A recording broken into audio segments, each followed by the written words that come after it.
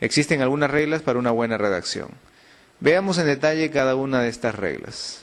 Ahora aprenderemos a usar las dos primeras reglas del estilo APA, la cual consiste en citar y referenciar adecuadamente. Aquí hay tres condiciones importantes. Primera, siempre se debe citar las fuentes de información. Por eso siempre debes indicar de dónde proviene la información que presentas en tu tesis. No puede existir páginas sin al menos mostrar alguna citación. Mientras más cites, mejor. Segundo, toda cita siempre debe tener una referencia completa. No es suficiente con citar la información. Al final debes indicar las referencias, es decir, cuál es la fuente de esa cita, de dónde proviene, en qué año se publicó, es una revista, una tesis, un informe, qué editorial ha empleado, en qué ciudad. Tercera, debe usarse el modelo de citación y referencia según el tipo de fuente obtenida. Las referencias deben estar completas y siempre seguir el formato adecuado para cada caso. Es diferente la referencia cuando es un libro que cuando es un documento de Internet, que cuando es una tesis o un artículo científico o un artículo periodístico. Aprende a citar cada tipo, aunque te diré que en el Microsoft Word 2007 te lo hace automáticamente. Hay tres tipos de citas. La primera es la cita textual. Con estas citas se transcriben frases enteras provenientes de una fuente, es decir, se copia idéntico a la fuente original, son fieles a ella. Para usar este tipo de citas se usan comillas, cursivas, y se debe indicar tanto la fuente como el número de página de donde ha sido extraído. Cuando la cita textual tiene más de 40 palabras, debe ir en párrafo aparte, con sangría francesa y en cursiva, siempre indicando la fuente y el número de página entre paréntesis. Este tipo de citas es excepcional, es decir, no puede abusarse de ella. Se usa solo cuando la información presentada es extraordinaria y no puede modificarse. Ojo, con este tipo de citas hay algunas limitaciones. Primero, no uses más de 10 citas textuales. Segundo, las citas textuales no deben superar las 100 palabras por cada cita. Tercero, siempre comenta la cita textual, no debes dejarla sola, hay que comentar posteriormente. Mi consejo es, en lo posible, no uses citas textuales. La cita que siempre debes usar, porque es la mejor, es la cita referencial. En este caso ya no copias la información tal cual, sino que la parafraseas, es decir, la escribes usando tus propias palabras. Este es el mejor tipo de citas porque te exige redacción, estilo de escritura, síntesis y manejo del lenguaje. En la cita referencial siempre debes indicar el autor y el año de publicación, ya no es necesario el número de página. Finalmente tenemos las citas de citas. En este caso también es excepcional y debe usarse con restricción. Este tipo de citas se usa cuando no has podido obtener una información directamente, sino que una fuente te informa indirectamente sobre ella. El riesgo es que como tú no conoces la fuente original, nunca podrás estar 100% seguro de que tan cierta sea la información presentada. Por eso debe usarse con cautela. En casos excepcionales, cuando la información obtenida es importante pero indirecta. En esta situación, siempre debes indicar la fuente original y también la fuente indirecta, usando la palabra citado en. Al final, en la referencia, solo mencionas a la fuente indirecta, no a la original porque no la has conseguido.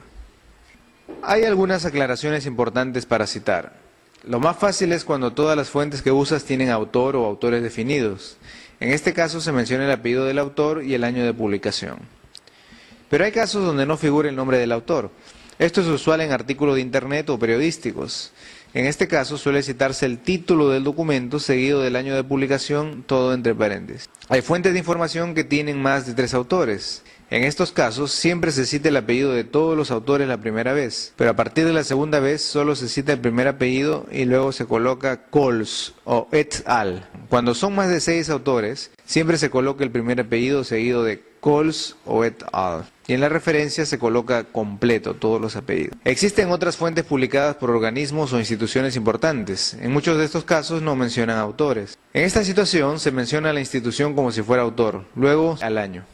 A veces se consigue información que todavía no se publica. En este caso se cita el apellido del autor o autores y se coloca en prensa, pero que está en proceso de imprenta, que significa que aún no se imprime. Cuando se conversa con algunos especialistas y se quiere citar esa información, se coloca el apellido del especialista y luego se coloca en comunicación personal, agregando además la fecha de la entrevista. En otras ocasiones vas a encontrar fuentes que tienen las mismas ideas o que comparten la misma información o ideas. En estos casos mencionas la idea o información compartida y luego citas a todos los autores separados por puntos y comas. Trata de usar este tipo de citas porque así demuestras que estás leyendo y organizando información con detalle. No solo te basas en una fuente, sino son muchas fuentes que has agregado por su nivel de semejanza o similitud. Hay ocasiones en que un mismo autor ha publicado muchos trabajos en diversos años. En estos casos se coloca el apellido del autor y el año o años en cuestión. Si la publicación es en el mismo año, para diferenciarlo, se agrega una letra empezando por la letra A al costado del año. Finalmente, si encuentras varios autores que tienen el mismo apellido, para diferenciarlos debes agregar antes del apellido la inicial de cada nombre. Ahora que ya aprendiste a citar, veamos cómo debes referenciar. Aquí hay 3 condiciones importantes. Todas las referencias van al final después de recomendaciones